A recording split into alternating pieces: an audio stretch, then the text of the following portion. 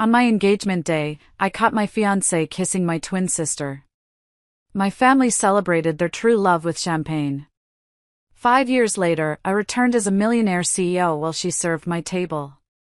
Hello everyone. Thank you for being here with me today. Before I begin my story, I'd love to know which city you're joining us from. Please feel free to share in the comments. Now, let me take you into this story. It all began on a perfect afternoon in early June. I can still feel the warmth of the sun on my skin, the smell of freshly cut grass and the roses my mother had insisted on planting all along the garden path. My parents had gone all out for my college graduation party. They'd rented a large white tent for the backyard, with fairy lights strung up everywhere and tables draped in crisp, white linen. It was everything I could have ever dreamed of to celebrate such a huge milestone. For long years studying computer science had finally paid off, and I was just radiant. I felt like I was floating. My parents had invited everyone. My professors, friends from high school I hadn't seen in years, relatives who drove hours just to be there. And right by my side, holding my hand, was Preston. Preston, he was handsome in that classic, all-American way. He was wearing the navy blue suit we'd picked out together the week before. We'd been together for 4 years, since the end of freshman year, and he was my rock. As we greeted guests, he kept whispering little jokes in my ear, making me laugh even when I was trying to be formal with my dad's business partners. We had our whole future planned out. We were going to move to Denver together right after the summer. He'd already landed a fantastic job offer at a tech startup, and I had a few promising interviews lined up. I can't wait to start our life together, he murmured, kissing my cheek as my mom snapped yet another photo. Just you and me, Audrey. And standing right next to me, beaming, was my twin sister, Valerie. As always, she was stunning. She'd chosen a vibrant red dress for the occasion, something that made her stand out in the sea of pastel summer colors. She always had that gift, that natural ability to draw every eye in the room without even trying. We were identical twins, but we were night and day. I was the quiet, responsible one. The studious one. Valerie was the spark. The charismatic, outgoing one everyone instantly adored. The party was perfect. The food was delicious, the music was just right, and I was surrounded by so much love. I felt like I was on top of the world, with a brilliant future stretching out right in front of me. Then, as the sun began to set, casting a golden glow over everything, Preston clinked his glass for attention. My heart started to beat a little faster. He smiled that charming smile of his, the one that always made my knees weak. If I could have everyone's attention, he began, his voice clear and confident. Today, we're here to celebrate Audrey. She's the most brilliant, kind, and beautiful woman I've ever known. He turned to me, his eyes full of what I thought was love. And I don't want to let another day go by without making sure she knows she's my forever. And then, right there, in front of our entire family and all our friends, he got down on one knee. A collective gasp went through the crowd. My hands flew to my mouth, tears instantly welling up in my eyes. He opened a small velvet box, revealing the most beautiful, delicate diamond ring I had ever seen. Audrey, he said, his voice thick with emotion. Will you marry me? I was crying and laughing at the same time. Yes, I choked out. Yes, of course, yes. The garden erupted in cheers and applause. He slid the ring onto my finger, and it was a perfect fit. He stood up and kissed me, a deep, passionate kiss that felt like a promise. As we broke apart, the first person to reach us was Valerie. She threw her arms around both of us in a tight hug, her red dress a flash of color against Preston's navy suit. Oh, I'm so happy for you guys, she squealed, her smile wider and brighter than anyone's. I knew it. I just knew it. It was the single most perfect moment of my life. A beautiful party, a college degree, and a ring on my finger from the man I was going to spend the rest of my life with. I was so blissfully, stupidly happy. I had no idea that in less than an hour, that perfect world would be nothing but a pile of ash. After the whirlwind of congratulations and happy tears, the party settled back into a comfortable rhythm. People were eating dessert, my uncles were telling loud stories by the grill, and I was just trying to catch my breath, my left hand feeling wonderfully heavy with its new addition. I was talking with my favorite professor when I reached up to touch my hair and my heart dropped. The brooch. My grandmother's brooch. It was a small, sterling silver bird with a tiny sapphire eye, a gift she'd given me for my 18th birthday before she passed away. It was my most treasured possession, and I had pinned it to my dress for good luck. Now, it was gone. "I'll be right back," I told my professor, trying to keep the panic out of my voice. I retraced my steps through the garden, my eyes scanning the grass, but it was getting dark and it was impossible to see anything. I remembered taking it off for a minute earlier when a child had hugged me, afraid it would poke him. I'd put it in my clutch, which I'd left in the car when we arrived. "I'm just running to the car to grab something," I told Preston, who was deep in conversation with my dad about baseball. "Want me to come with you?" he asked, already turning. No, it's fine," I said with a wave. "It'll take 2 seconds. You stay here." I left the warm bubble of the party and walked down the long driveway to where the cars were parked along the street. The cool night air felt good after the stuffiness under the tent. After a few hours of being on, the quiet was a relief. I found my car, unlocked it, and there was my clutch on the passenger seat. I opened it, and a wave of relief washed over me. The silver brooch was safely tucked inside. I held it for a moment, the cool metal a comfort in my palm, and headed back towards the party, a smile back on my face. But as I walked back up the driveway, something felt off. The party was still going, music was still playing, but a strange, quiet unease started to creep in. I re-entered the tent and looked for Preston. He wasn't with my dad anymore. I scanned the crowd, but I couldn't see his navy suit anywhere. That's odd, I thought. Then I looked for Valerie. Her bright red dress would be easy to spot. But she was gone, too. This was strange. Valerie lived for the spotlight. For her to disappear from a party where she was the center of attention, well, second only to me for once, was completely out of character. I started to feel a little worried. Maybe they'd gone inside to talk about something. Valerie and Preston always got along great. She even helped me pick out his birthday gift last year. Still, I couldn't shake the uncomfortable feeling of them both disappearing at the same time. That's when my cousin, Jessica, came over to me. She had a hesitant look on her face, like she wasn't sure if she should say something. "Audrey, are you looking for Preston and Valerie?" she asked, avoiding my eyes. "Yeah, have you seen them?" Jessica took a deep breath. "Well, I think I saw them heading toward the old boathouse about 15 minutes ago. I thought maybe they were planning another surprise for you, you know?" My heart sped up. The boathouse? It was at the far end of the property, down by the lake. It was private, dark, and definitely not part of the party. But I prodded, sensing there was more. She finally looked at me, her expression full of pity. "It's just, they looked really close, Audrey. You know when you can just feel a weird vibe in the air?" I didn't want to believe what I was hearing, but something deep inside me, a cold, sharp intuition, knew I had to see for myself. I thanked Jessica, my voice sounding distant and strange, and I walked away from the lights and the music, towards the darkness at the edge of the lake. Every step felt heavier than the last, and I kept praying, begging, that I was wrong. The path to the boathouse was unlit, and I had to use the light from my phone to see. The happy sounds of the party faded behind me, replaced by the chirping of crickets and the gentle lapping of the lake against the shore. The air grew cooler. I remember the crunch of gravel under my dress shoes, a sound that seemed way too loud in the silence. The boathouse was just a dark silhouette against the moonlit water. It was old and weathered, a place we used to play in as kids. Now, it felt sinister. As I got closer, my breath caught in my throat. I heard it. A low laugh. A woman's laugh. It was Valerie's.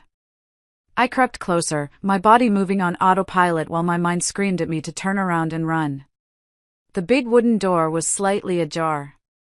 Through the crack, a sliver of light from a phone cast long shadows inside. I held my breath and peeked through. And then I saw them. And my world, the perfect, beautiful world I was living in just minutes before, shattered into a million pieces. Preston and Valerie were wrapped in each other's arms, kissing with a ferocious intensity that made me feel sick to my stomach. This wasn't a friendly kiss. This wasn't a congratulations on your engagement kiss. This was the kind of kiss he used to give me when we were alone, full of a hunger and a desperation that I hadn't seen from him in a long, long time. His hand was tangled in her hair, pulling her closer. Her hands were clutching the front of his shirt, her red dress a splash of lurid color in the dim light. I stumbled back, pressing my hand against my mouth to stifle a sob. My legs felt weak, and I ducked behind a large oak tree nearby, trying to process the impossible image seared into my brain. My twin sister. My sister was kissing my fiancé. The man who had put a ring on my finger less than an hour ago. The man I was planning to build a family with. Then I heard their voices, hushed and urgent. I can't do this anymore, Val, Preston whispered, his voice ragged. I can't keep pretending. Pretending? My mind reeled. I know, Valerie whispered back, stroking his face. I can't either. She's never going to understand what we have. What they have? And then came the words that would echo in my mind for years, the words that felt like a physical blow, knocking all the air from my lungs. Preston rested his forehead against hers. For years, he breathed. For years of pretending it was her I wanted. For years. My entire relationship with him was a lie. For years of my life, built on a lie. For years of believing I was loved, when in reality, I was just a placeholder. A convenient stand-in for the person he really wanted. My own sister. I couldn't stay there another second. I couldn't breathe. I turned and ran, blindly, stumbling through the dark. Tears streamed down my face, hot and furious. I didn't care about being quiet. I didn't care about anything. I ran past the edge of the party, a blur of motion past guests who were too busy laughing to notice the ghost-white face of the girl who was supposed to be the guest of honor. I didn't stop until I got to my car. I fumbled for my keys, my hands shaking so badly I could barely get the door open. I threw myself inside, slammed the door, and just let out a guttural sob that felt like it was being torn from my soul. I had to get away. Away from the party, away from my family, away from them. I started the car and drove, with no destination in mind, leaving my perfect life burning in the rearview mirror. The streetlights blurred into long streaks as I drove through the night, tears making it almost impossible to see. I had no idea where I was going. I just drove until the city started to thin out and the roads became quieter. I finally saw the dim, flickering light of a motel sign. It looked seedy and forgotten, but it was a place to hide. I pulled in, paid for a room with the cash I had in my wallet, and locked the door behind me. The room was small and smelled of stale cigarette smoke and bleach. The bedspread was a faded, scratchy floral pattern. I sank down onto the edge of the bed, still in my beautiful party dress, and just stared at the peeling paint on the wall. The silence was deafening. It was in that silence that my phone started to buzz. It was a barrage of messages, first from Preston, then from Valerie. It was like they had coordinated their attack to destroy what little was left of my heart. Preston's message was brutally direct. No apology, no remorse. Just cold, hard facts. Audrey, I know you saw us. I didn't want it to happen like this, but I can't keep faking it. These 4 years were an attempt to get over what I feel for Valerie, but it didn't work. She's the one I really love. I'm sorry for wasting your time. Wasting your time. Those 4 words hit me like a punch to the gut. For years of my life, my love, my loyalty, was just wasted time to him. I read the message over and over, each word a fresh stab of pain. A few minutes later, Valerie's message came through. Audrey, I know this is hard to understand, but what I feel for Preston is something I can't control. Love just happens, it's not something we choose. I hope one day you can forgive us and accept our happiness. Accept their happiness? I wanted to scream. I threw the phone across the room with all my strength. It hit the wall with a sickening crack and clattered to the floor. How dare she talk about love and happiness? How dare she ask for my forgiveness after she had just detonated my entire life? I spent the whole night awake in that miserable room, alternating between uncontrollable sobbing and a hollow, empty void that felt like it was consuming me. In the early hours of the morning, I crawled over and picked up my phone. The screen was shattered, a spiderweb of cracks spreading across it, but it still lit up. And there were more messages. From my mom, Audrey, where are you? Everyone is worried sick. You just vanished from your own party. And then a follow-up a little later, Preston told us what happened. Honey, these things in life are complicated. Please come home so we can talk. Complicated. That was the word she chose for this utter betrayal. Then, a message from my dad, the one that truly broke me. Audrey, I know you're hurting, but you need to be mature about this situation. Preston and Valerie are truly in love. It's nobody's fault. It's nobody's fault. Those words echoed in my head. My own father was defending them. Defending the betrayal of his daughter by his other daughter and the man who was supposed to become his son-in-law. He was treating it like some unavoidable, natural event, like a rainstorm. But the final message, the one that sealed my fate, was another one from Valerie. I know you must be angry. But you need to understand, we tried to resist this. For years, we tried to ignore what we felt for each other. Preston only started dating you because he thought it would help him get over me. I encouraged you too for the same reason. But we couldn't keep fighting true love. I hope you can be the sister you've always been and support us. I read that message through the cracked screen, my vision blurry with tears. He only dated me to get over her. I was not a choice. I was a strategy. A failed experiment. And now, she was asking me, the collateral damage of their true love, for my support. My blessing. It was then that another notification popped up on my shattered screen. A friend from college, Maria. Her message was short. Audrey, I am so sorry. I don't know if you've seen this, but you should probably stay off of Instagram. Of course, I couldn't resist. I opened the app. And there it was. A new post from Valerie, uploaded less than an hour ago. It was a selfie of her and Preston, their heads close together, smiling blissfully at the camera. And the caption was the final twist of the knife. Finally free to love. Less than a day after they destroyed my life, they were celebrating their romance publicly. As if I never existed. As if the 4 years I shared with Preston were just some inconvenient obstacle that had finally been removed. In that moment, sitting on the dirty floor of a cheap motel room, I made a decision.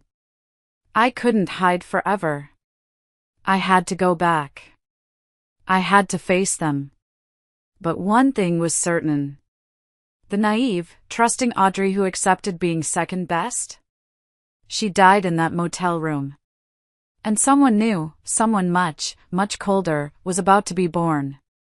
After 3 days of living off vending machine snacks and lukewarm coffee in that dingy motel, I finally gathered the courage to go home. I didn't call. I didn't text. I just drove back to the house I grew up in, the new engagement ring feeling like a lead weight in my pocket. I used my key to let myself in, my heart pounding a nervous rhythm against my ribs. The scene that greeted me in the living room was worse than anything I could have imagined. It was so surreal I thought I might be hallucinating.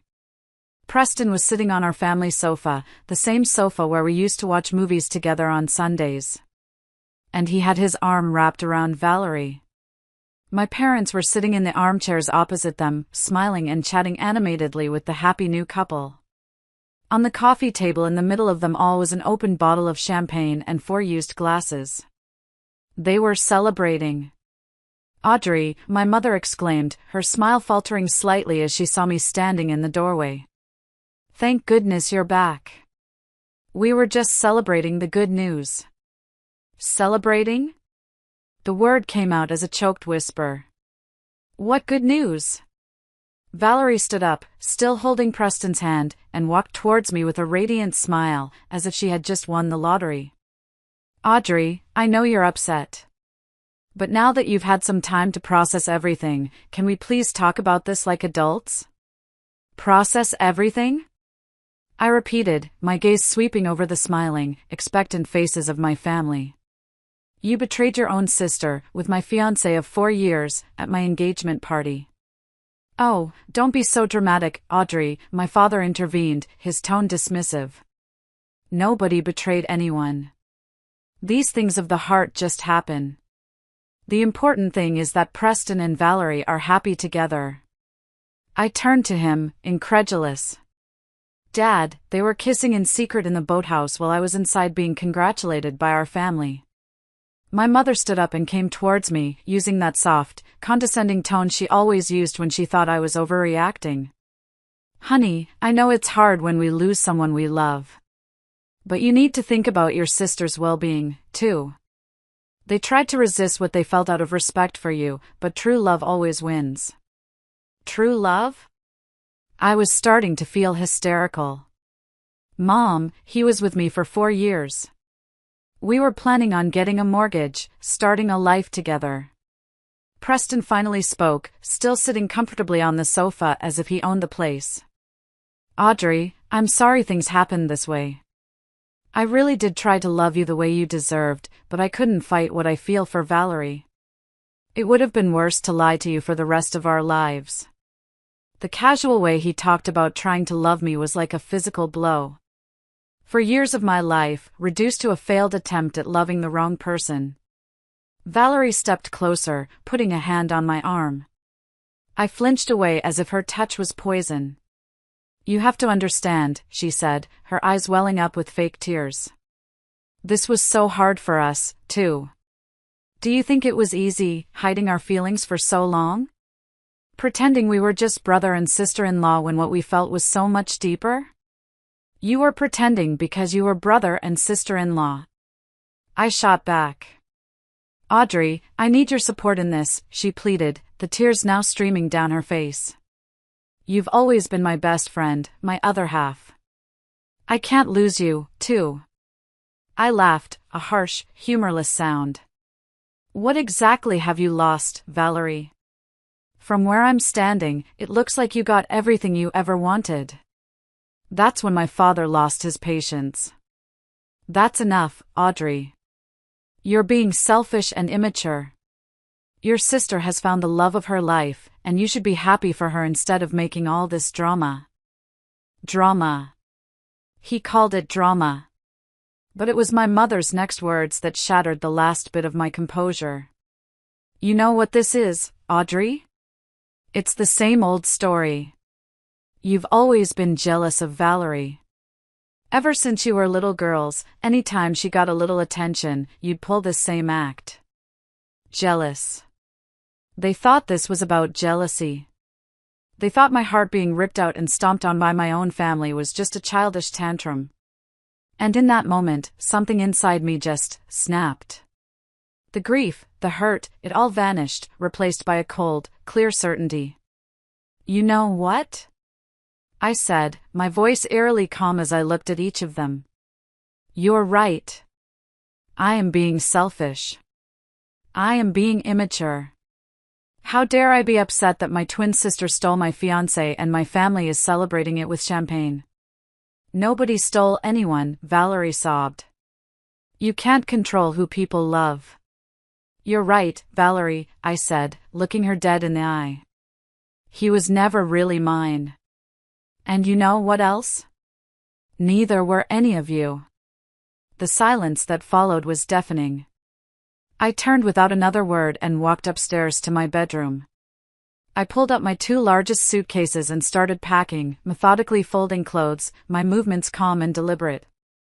Half an hour later, Valerie appeared in the doorway. "What are you doing? You can't just leave." "I can," I replied without looking at her. "In fact, it's exactly what I'm going to do." "And where will you go? You don't have any money, you don't have a job lined up yet. You have nothing." "I'll figure it out," I said, zipping the last suitcase shut. "I always have." I walked past her and carried my bags downstairs. My parents were waiting in the living room. Preston was gone. "You're overreacting," my father tried one last time. "Nobody is kicking you out." "You're not kicking me out," I said, pulling the front door open. "But you've made it perfectly clear that I'm not welcome here unless I accept this. So I'm just making it easier for everyone." I walked out that door and never looked back. I didn't just lose a fiancé that day. I lost my entire family. The drive away from my childhood home was a blur.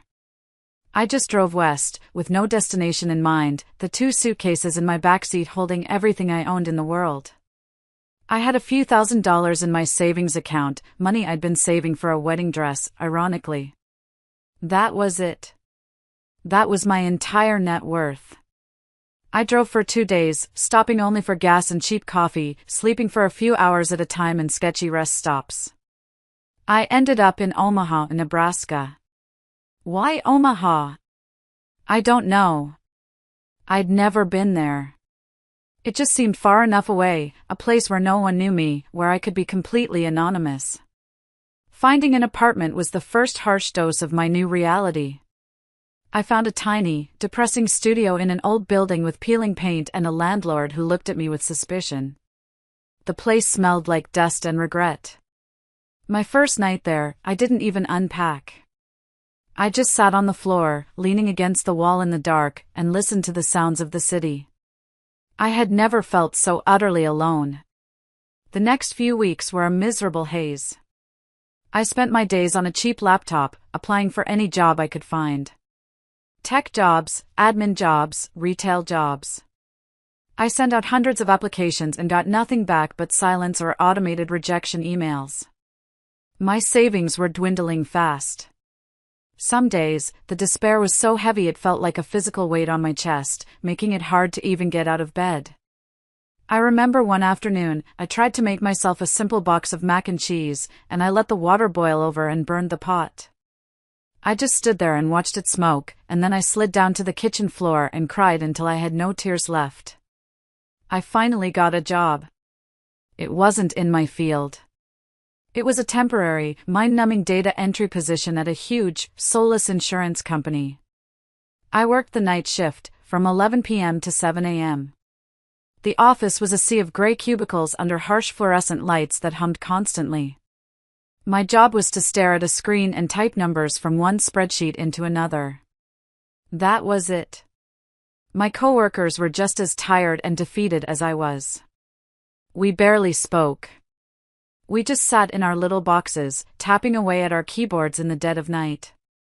During my break, I'd drink the bitter, stale coffee from the machine and stare out the window at the empty streets below. I was invisible. I was nobody. And in a strange way, I was grateful for it. Being nobody meant I didn't have to be the girl whose sister stole her fiancé. I was just a ghost in a gray cubicle. I lived like that for months. Work, sleep, eat cheap ramen, repeat. I didn't talk to anyone.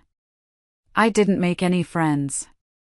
I ignored the worried voicemails from my old college roommate, Maria. I was just surviving. But one night, sitting in my cubicle at 3 a.m., staring at the endless rows of numbers, something inside me shifted. I looked at my reflection in the dark computer screen. I saw a hollowed-out version of myself. And I was suddenly filled with a white-hot rage. This was not my life. This was not who I was. Valerie and Preston and my family, they had taken everything from me. But they were not going to take this. They were not going to win. That night, on my break, instead of staring out the window, I opened my laptop and enrolled in an online certification course for advanced project management. It was the first step. The first glimmer of a fight they never saw coming. For the next 6 months, my life was a grueling routine. I'd work my overnight shift at the insurance company, then come home as the sun was rising, force myself to study for 3 hours, and then collapse into bed. I was exhausted, but for the first time since that horrible night, I had a purpose. I wasn't just surviving anymore. I was fighting for a future. With my new certification, I started applying for real jobs again. This time, I was more strategic. I focused on smaller tech companies, places where I might not get lost in the shuffle. And one day, I got a call. It was a small, local software development company called Innovatech. They wanted to interview me for a junior project manager position. I was so nervous during the interview I thought I was going to be sick. The hiring manager was a man in his late 50s named David. He had kind eyes and a calm demeanor. He looked at my resume, which had a huge, unexplained gap of almost a year. "You've been doing data entry for the past 8 months," he said, not as an accusation, but as a statement of fact. "Your degree is in computer science from a top university. Why the change?" I took a deep breath and told him a partial truth. I had a difficult family situation that required me to move and take the first job I could get. "But this," I said, gesturing around his office, "this is what I'm passionate about. This is what I've been working towards." I don't know what he saw in me that day. Maybe it was the desperation, or maybe it was the fire in my eyes. But he hired me. Walking into Innovatech on my first day felt like stepping into a different world. It was a small office, maybe 30 people in total. It was bright and loud and full of energy. People were collaborating, laughing, drawing on whiteboards. It was everything my last job wasn't. My new colleagues, especially a senior developer named Mark and a woman in marketing named Sarah, took me under their wing. They didn't ask about my past. They just included me. They invited me to lunch. They asked for my opinion in meetings. They treated me like I mattered.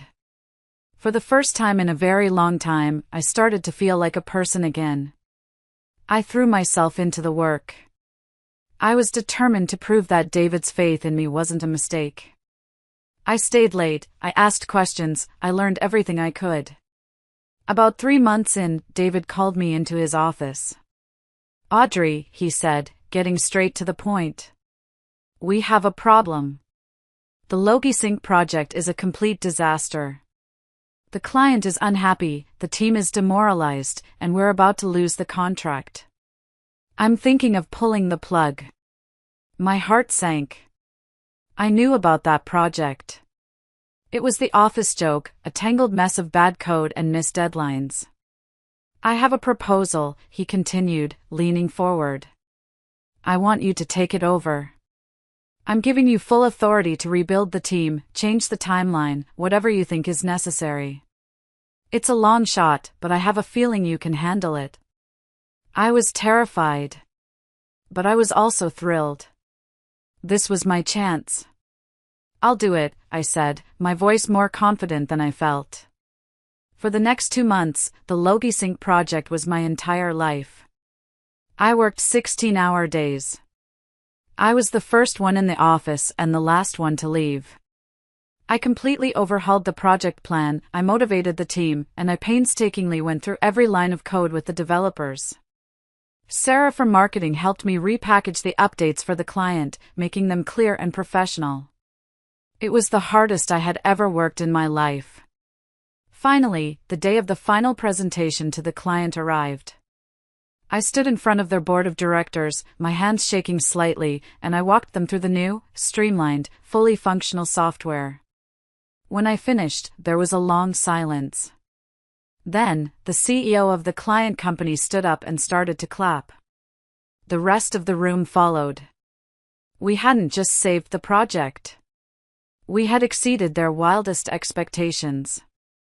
We won the contract, a multi-year deal that was the biggest in Innovateca's history. That day, walking out of that boardroom, I wasn't the girl who got left. I was a damn good project manager. And I was just getting started. The success of the LogiSync project changed everything for me at Innovatec. A few weeks after we secured the contract, David called me into his office again. He offered me a significant promotion to senior project lead, which came with a much healthier salary.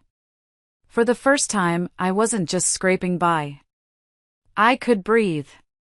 I moved out of my depressing studio and into a small but bright one-bedroom apartment in a nicer part of town. I bought new furniture. I started to build a life. My confidence grew with each successful project. I discovered I had a knack for seeing the big picture, for untangling complex problems and finding simple, elegant solutions. But after 2 years at Innovatec, I started to feel that familiar itch again. I was comfortable, but I wasn't being challenged anymore. One evening, I was having dinner with Sarah, who had become one of my closest friends. "You know," she said, swirling the wine in her glass, "you're too good for Omaha, Audrey. No offense to Omaha. But your talent is bigger than this city. You should be in a place like Denver or Austin." Her words stuck with me. The plan had always been to move to Denver with Preston. The thought of it still carried a faint sting, but the sting was no longer crippling. It was just a scar. Maybe, I thought, it was time to reclaim that part of my stolen future. So, I started looking. And it turned out, my reputation from the LogiSync turnaround had spread further than I thought. I got a fantastic offer from a major tech firm in Denver. It was a huge step up. Leaving Innovatec was hard. David, Mark, and Sarah had become my family, the real family that had chosen me. But they all encouraged me to go. "Don't you dare get comfortable," David had said, giving me a fatherly hug on my last day. Denver was a whole new world. The tech scene was vibrant and competitive. I thrived on the energy. I worked hard and quickly made a name for myself within my new company. But in my spare time, a new idea began to take shape in my mind. It was an algorithm, a complex piece of software designed to optimize delivery routes for logistics companies, not just to save money, but to dramatically reduce their carbon footprint. It was my passion project. I spent my nights and weekends sketching it out, writing code, building a prototype. One night, my company sponsored a big tech networking event.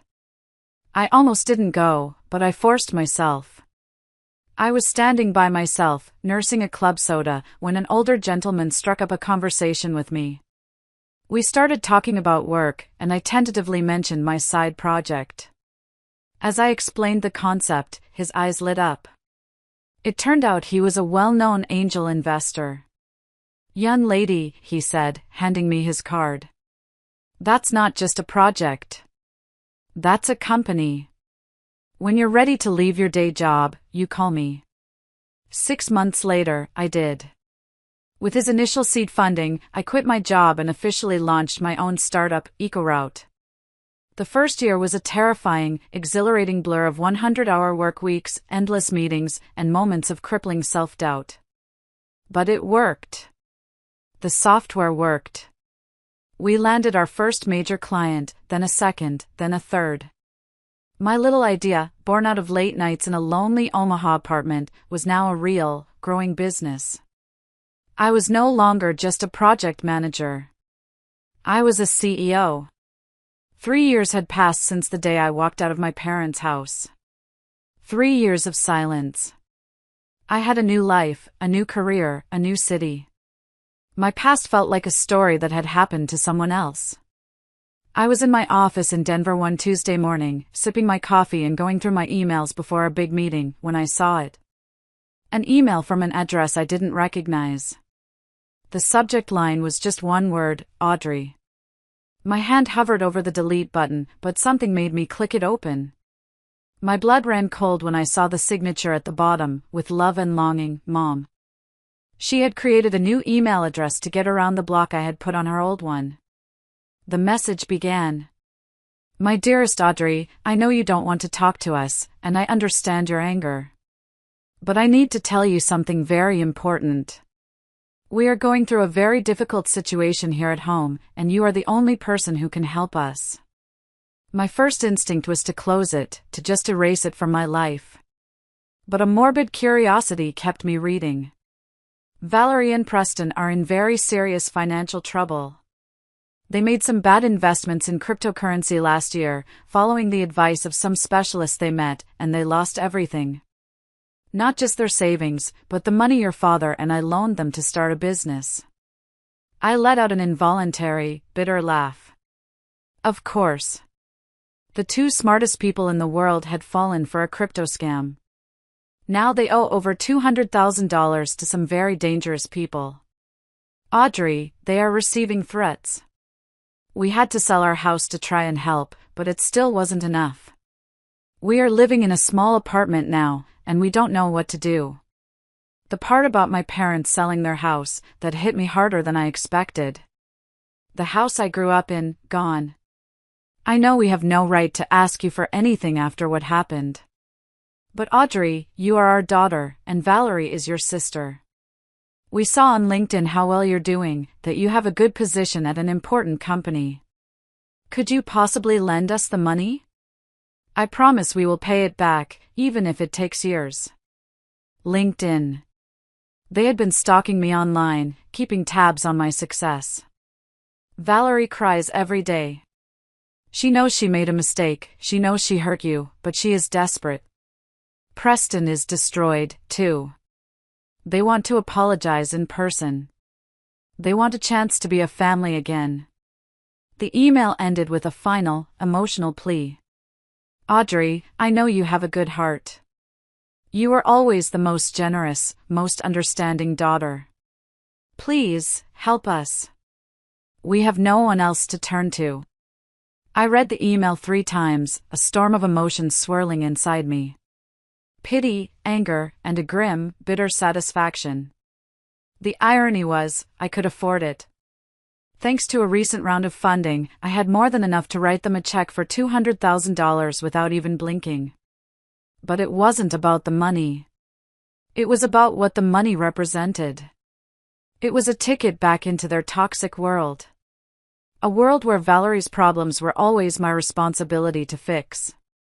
That night, I called Sarah, my friend from Omaha. We still talked every few weeks. I told her the whole story, from start to finish. When I was done, there was a long silence on the other end of the line. Audrey, she finally said, her voice firm. You don't owe those people a thing. They abandoned you when you were at your lowest, and now they want you to swoop in and be their savior? No. Absolutely not. She was right. I knew she was right. The next morning, I opened the email one last time. I typed a short, direct reply. I cannot help financially. I wish you the best in finding a solution. I signed it Audrey, hit send, and then blocked the new email address. I thought that would be the end of it. I was so wrong. 2 weeks later, I was in the middle of a code review with my lead developer when my receptionist buzzed my office phone. Audrey, there are 2 people down here in the lobby, a man and a woman. They say they're your sister and brother-in-law. They're insisting they need to speak with you urgently. My blood turned to ice. They had found me. They had flown all the way to Denver and found my office. Tell them I'm in a meeting and can't be disturbed, I said, my voice tight. I already did, the receptionist replied, her voice apologetic. But they said they'll wait as long as it takes. The woman she's crying quite a bit.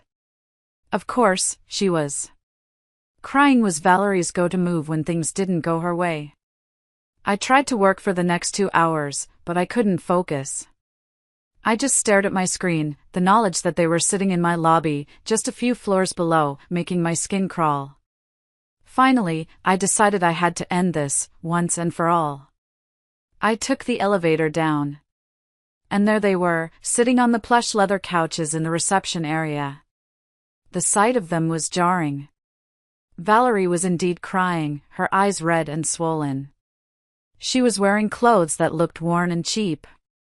Preston sat beside her, looking gaunt, with a poorly trimmed beard and a desperate expression I had never seen on his handsome face before. They looked broken. "Audrey," Valerie gasped, jumping to her feet the moment she saw me. "Thank God. We need to talk to you." "We have nothing to talk about," I said, my voice as cold as ice. I kept my distance. "How did you find my office?" "Audrey, please," Preston said, stepping forward. "Just 5 minutes. It's a matter of life and death." "Life and death?" I repeated, raising an eyebrow. "How dramatic." "It's not drama," Valerie shrieked, causing the receptionist and a few other people in the lobby to look over. "Audrey, they said they're going to hurt us if we don't pay them by Friday. Today is Tuesday. We have nowhere else to go." The raw desperation in her voice seemed genuine, but I had learned my lesson about trusting my sister's emotional performances. "And you think that's my problem?" I asked. I turned and walked away, heading for the parking garage exit. But they followed me. They kept talking, their voices a desperate buzz behind me, pleading, begging, trying to wear me down as I walked through the building at the end of the day. "Audrey, wait!" Valerie called out, practically running to keep up as I strode towards my car in the parking garage. "Please, just listen to what we have to say." "I have nothing to hear," I said, clicking the unlock button on my keys and opening my driver's side door. And that's when Preston did something I never expected. He lunged forward and slammed his hand on my car door, preventing me from closing it. He was physically blocking me in. "Preston, get your hand off my door," I said, my voice low and dangerous. "Not until you listen to us," he said, his eyes intense and a little wild. "Get your hand off my door, now," I repeated, firmer this time. A hot flash of anger and fear crawled up my neck. "Don't you understand?" Valerie cried from the other side of the car. "These people are dangerous. They said they'll do terrible things if we don't pay, and we have no one else." "That is not my problem," I said, trying to pull the door shut, but Preston held it firm. "Yes, it is your problem," he suddenly exploded, his voice echoing in the concrete garage. "You're part of this family, whether you like it or not, and families are supposed to help each other." "Family?" I laughed, a bitter, incredulous sound. Where was my family when I needed support? Where was my family when my whole world fell apart because of you two? They both started talking at once then, their voices rising in a frantic, desperate crescendo, pressing in on me from both sides. "It's just a loan, Audrey. You can charge us interest, we don't care. We're your family. You can't just let us die." And right there, with his hand on my car door and my sister crying hysterically, I knew I had to make a choice. It wasn't about money anymore. It was about my safety, my peace, my future. If you're still listening to my story, please do me a huge favor and like this video, and comment the number 1 down below. It lets me know you've given me a like, and it tells me you're here with me on this journey. Your support is a huge encouragement, and it cheers me on more than you know. Please, comment with the number 1, and let me tell you what happened next.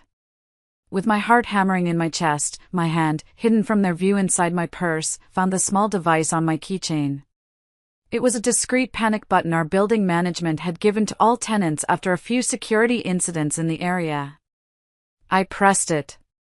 Less than 3 minutes later, 2 building security guards came jogging into the parking garage, followed closely by a police car that must have been patrolling nearby. "Is there a problem here, ma'am?" one of the police officers asked, his eyes taking in the scene, Preston still holding my car door, Valerie sobbing, and me standing there, tense and rigid.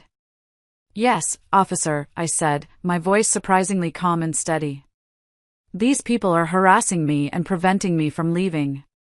Audrey, no! Valerie pleaded, her face a mask of horror. Tell them we're family. We're just talking. Sir, please step away from the vehicle, the officer ordered Preston. He finally let go of the door, holding his hands up in a gesture of surrender. Officer, this is a misunderstanding, Preston said quickly. This is my sister-in-law. We're just trying to discuss a private family matter. The officer looked at me. Ma'am, would you like them to be removed from the property? I looked at them. My twin sister, who looked like a complete stranger now, a shadow of the vibrant woman who had stolen my fiancé. And Preston, the man who was once so charming and confident, now looked desperate and pathetic.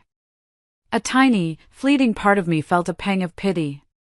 But a much larger, stronger part of me remembered the loneliness of that motel room, the humiliation of my family's betrayal, and the years of hard work it took to rebuild my life from the rubble they had left behind. Yes, I said, my voice clear and unwavering. I want them removed. And I would like to file for a restraining order against both of them. Audrey, no! Valerie shrieked as the officers moved towards her. You can't do this to us. I'm your sister. But I could. And I did. As the security guards and police escorted a protesting Preston and a hysterical Valerie out of the parking garage, I felt a profound sense of, not satisfaction. Not joy. Just a quiet, heavy mixture of relief and sadness. There was no victory in that moment, only the grim confirmation that I had made the right choice 3 years ago when I cut them out of my life. I got in my car, my hands still shaking, and drove home. The next morning, I met with a lawyer. We filed the paperwork, and a temporary restraining order was granted immediately. Valerie and Preston were legally forbidden from coming within 500 feet of me, my home, or my place of work. I never found out what happened with their debt, if they found the money, or if they faced the consequences. And I realized, with a startling clarity, that I didn't care. 2 more years passed. 2 years of peace. 2 years where my company, EcoRoute, grew exponentially. We became a leader in the sustainable logistics industry. At 27 years old, I was named on Forbes' 30 Under 30 list. I had a beautiful penthouse apartment overlooking the Denver skyline and a life I had built from scratch, with my own 2 hands. The past was a locked room I never visited. Then, I received an invitation. It was to be the keynote speaker at the largest annual tech and entrepreneurship conference in the Midwest. And it was being held in my hometown. My first instinct was to say no. The thought of going back there, of walking those familiar streets, brought up a phantom ache I preferred to keep buried. But my marketing team was ecstatic. Audrey, this is a huge opportunity for national visibility, my marketing director, Jessica, argued. It's going to be live-streamed to over 50,000 people. And your story of overcoming adversity is exactly what people need to hear. Her words resonated with me. Maybe it was time. Maybe it was time to stop running from the ghost of that city and face it head-on. I accepted the invitation. I arrived the day before the conference and checked into the most luxurious hotel in the city center. It was strange being back after 5 years. The city looked the same, but I was seeing it through entirely different eyes. I was no longer the broken-hearted girl who fled her own engagement party. I was a CEO. I was confident, independent, and completely on my own terms. That first night, I decided to have dinner alone at a sophisticated new restaurant I'd read about online. I was seated at a quiet table in the corner, looking over the wine list, when I heard a familiar voice behind me. Sorry for the delay, the voice said, slightly breathless. My name is Valerie, and I'll be your server tonight. I slowly lifted my eyes from the menu. And there she was. My twin sister. Her face, when she recognized me, was a picture of pure shock. She was dressed in the standard restaurant uniform, a plain white shirt and a black apron, her hair pulled back in a simple, severe bun. She looked like she had aged 10 years in the 5 since I'd last seen her. The sparkle was gone. All of it. "Audrey," she whispered, her voice trembling. "Hello, Valerie," I replied, my tone perfectly calm and neutral, as if I were greeting a distant acquaintance. For a moment, I thought she was going to faint. Her hand, holding a notepad, was shaking violently. I didn't know you were in town," she stammered. "I'm here for work," I said, my eyes dropping back down to the menu.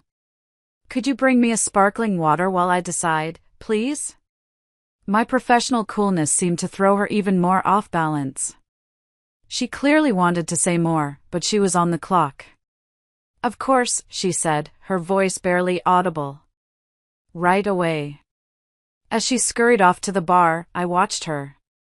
She moved with a weariness that went bone deep. She looked exhausted. Defeated. When she returned with my water, her hands were still shaking. "Have you decided?" she asked, her eyes fixed on her notepad. "I'll have the grilled salmon with the mushroom risotto," I said. "And a glass of the Pinot Grigio." She scribbled down the order. When she finished, she lingered for a moment, clearly desperate to say something. "Valerie," I said softly, but with an edge of steel. "You have other tables waiting." She glanced around, flustered, and realized I was right. She turned to leave, but then hesitated. Are you okay?" she asked in a rush. I gave her a small, tight smile that didn't reach my eyes. "I'm excellent," I replied. "I've never been better." During the meal, she passed my table several times, always with that furtive, wounded look. When my food arrived, it was delicious. I ate slowly, deliberately savoring every bite. When I was finished, she came to clear the plate. "Audrey," she said in a low voice. "Can we please talk? After my shift? I get off at 11. I looked at her for a long moment. "Valerie, I have absolutely nothing to talk to you about." "Please," she insisted, tears welling in her eyes. "I know you must hate me." "I don't hate you," I interrupted, and it was the honest truth. "In fact, I don't feel anything for you at all. You and Preston are just people I used to know a long time ago." The cruelty of my indifference hit her like a slap. I saw the tears spill over and run down her cheeks. "The check, please," I said. She brought it quickly. The total was $87. I placed 2 crisp $100 bills on the table. "Audrey, wait," she said, looking at the money. "This is too much." I stood up and put on my coat. "Keep the change," I said, not even looking at her as I walked away. "It looks like you need it more than I do." The next day, it was time for my keynote. The auditorium was packed with over 2,000 people, with thousands more watching the live stream. Backstage, my heart was pounding, but it wasn't from fear. It was from adrenaline. "You have 20 minutes, the event organizer told me. The topic is overcoming adversity in entrepreneurship, correct?" "Perfect," I said, adjusting the lapels of my sharp, navy blue blazer. When I walked out onto the stage, the spotlights were blinding. As my eyes adjusted, I saw a sea of expectant faces. And I felt a surge of power. "Good afternoon," I began, my voice clear and steady, resonating through the auditorium. "My name is Audrey Mitchell, and today, I want to tell you a story. It's a story about how the worst betrayal of your life can become the fuel for your greatest success." A hush fell over the crowd. 5 years ago, on the night of my college graduation and what was supposed to be my engagement party, I discovered that my fiancé of 4 years was having an affair with my own twin sister. A wave of murmurs and gasps rippled through the audience. I kept my gaze steady, my voice even. When I confronted my family about this devastating betrayal, I wasn't met with comfort or support. I was told that I was being immature and selfish. I was told that I should be happy for their true love. My own parents celebrated their new relationship with champagne while I was packing my bags to leave home with nothing but 2 suitcases and a broken heart. I told them everything, without mentioning names, but with enough detail that anyone from my hometown would know exactly who I was talking about. I spoke of the loneliness, the data entry job, the grueling hours of study, the struggle to rebuild from nothing. The man who betrayed me, I continued, my voice ringing with conviction, told me he was sorry for wasting my time. And you know what I discovered? He was right. It was wasted time. It was time I wasted making myself small to fit into a life that was never meant for me. It was time I wasted believing I needed someone else's approval to feel worthy. The audience was completely silent, hanging on my every word. Today, 5 years later, I am the CEO of a company valued at $50 million. I employ over 200 people. And my technology is helping to revolutionize an entire industry. And all of this happened because the very people who were supposed to love me and protect me showed me, in the most painful way possible, that I could not count on anyone but myself. I spoke about resilience, about turning pain into purpose. I talked about how sometimes, the people who abandon us are actually doing us a favor. They are setting us free. The greatest favor anyone ever did for me, I concluded, my eyes sweeping across the massive crowd, was showing me their true colors when I needed them most. They handed me fuel, and I built an empire with it. Don't ever let anyone's betrayal define you. Let it fuel you. The moment I finished, the entire auditorium exploded into a standing ovation. The applause was thunderous, a wave of validation and respect that washed over me. It was one of the most gratifying moments of my entire life. Back in my hotel suite after the conference, my phone was blowing up. Messages of congratulations, interview requests from major news outlets, business proposals. But among the flood of notifications, there were 3 that stood out. The first was from my mother. Audrey, we watched your conference. I am so incredibly proud of the woman you've become, but also so deeply sad for what we lost.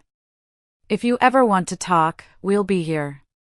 The second was from my father. Your speech was incredible. I know we failed you. I don't expect forgiveness, but I want you to know that I recognize our mistakes. And the third was from Valerie. Sister. You were right. About everything. I destroyed our family out of selfishness. You became this amazing person, and I became exactly what I deserved. I hope you are happy forever. I read each message once. Then, without a flicker of hesitation, I deleted them. All of them. I didn't feel anger. I didn't feel sadness. I didn't feel anything at all. They were just words from ghosts. A little while later, as I was getting ready for bed, one last email came through. It was from a generic Gmail address. The sender was Preston. Audrey. I saw your speech. You're right, about all of it. I destroyed your life, and I destroyed my own, too. Valerie and I got a divorce last year. We lost everything. The house, our jobs, our families. I deliver food for an app now. I'm not asking for forgiveness, because I know I don't deserve it. I just wanted you to know that you won. We paid the price for our mistakes. I read his email. And just like the others, I deleted it. He was wrong. I hadn't won. This was never a game. There was a complimentary bottle of Dom Perignon champagne chilling in an ice bucket in my suite, a gift from the conference organizers. I popped the cork, the sound echoing in the quiet, luxurious room. I poured myself a single, sparkling glass. I walked over to the floor-to-ceiling window, which offered a panoramic view of the city skyline. The city where I was born, the city where my heart was broken, the city that I had to flee to save myself. I took out my phone, took a selfie holding the champagne flute high, with the glittering city lights behind me. I posted it to all my social media with a simple caption. To the ones who leave you at your worst, thank you for the motivation to become unreachable at your best. The post went viral within hours. The next morning, I took a flight back to Denver. As the plane ascended, I looked out the window at my hometown shrinking below. I knew, with a calm certainty, that I would never be back. Not out of anger or bitterness, but simply because there was nothing left for me there. My life, my real life, was in Denver. With my company, my employees, my true friends, and the limitless possibilities of a future I had built with my own two hands. Valerie and Preston became exactly what they were always meant to be, a painful but valuable lesson. A lesson about knowing my own worth and never, ever accepting less than I deserve. 5 years after the worst night of my life, I was finally free. Free from them. Free from the anger. Free from the need to prove anything to anyone. I had won, not because they had lost, but because I had discovered that I was always stronger than I ever imagined. And that, in the end, was the greatest victory of all. Thank you for listening to my story. If you've been through something similar, please know you are not alone, and you are stronger than you think. Please, feel free to share your thoughts in the comments, and don't forget to like and subscribe for more stories. Take care of yourselves.